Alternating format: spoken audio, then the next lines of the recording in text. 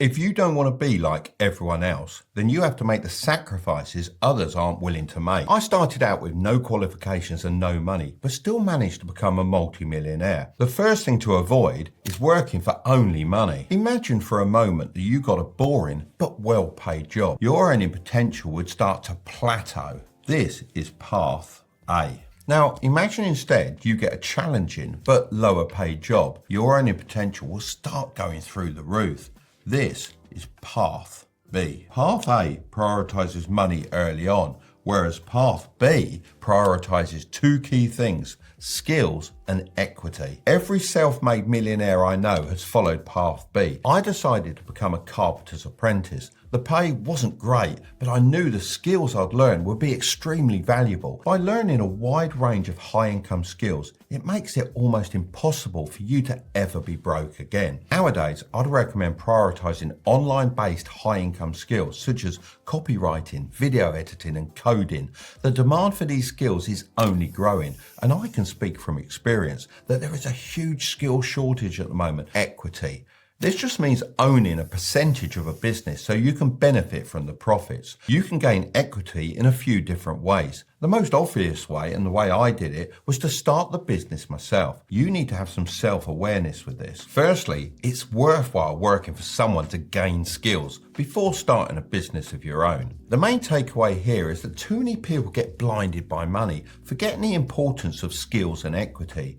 The second thing to avoid is buying a luxury life. Most people you see living this way are far from successful. These people are living a lie, pretending to be rich while drowning in debt. It's all smoke and mirrors, as it's much easier to impress others on social media than build real wealth. Cars, designer clothes, and dining in expensive restaurants.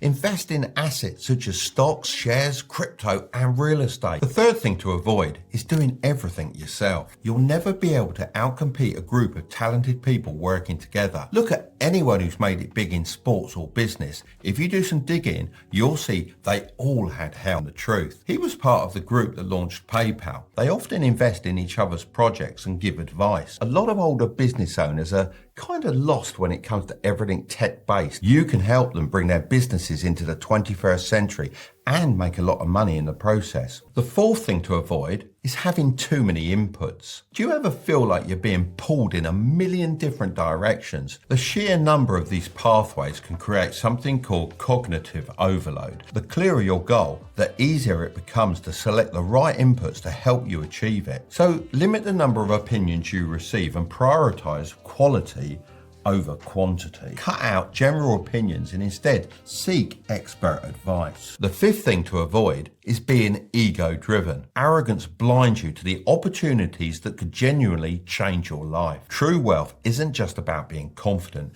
It's about having the humility to keep learning. The more you learn, the more you realize how much you don't know. Arrogance is a silent wealth killer. The sixth thing to avoid is passing the blame. The man who blames others has a long way on his journey to go. If you choose to pick up the magnifying glass, it gives you the ability to hyper-focus on other people. These small instances of blame don't stay small. Over time, they grow into a habit that's hard to break free from. If you pick the mirror, then you instead focus on the stuff you can actually control, your own thoughts and actions. The seventh thing to avoid is staying static. This is your comfort zone, where you retreat seeking safety and security. You need to expand the circle. This can be really difficult when our minds are conditioned to avoid taking risks. I stepped out of my comfort zone and pursued the apprenticeship I mentioned earlier. I started experimenting with side hustles, which pushed me further into unfamiliar territory. Remember, you can expand your comfort zone as much as you want. This space is infinite, but you have to claim it for yourself.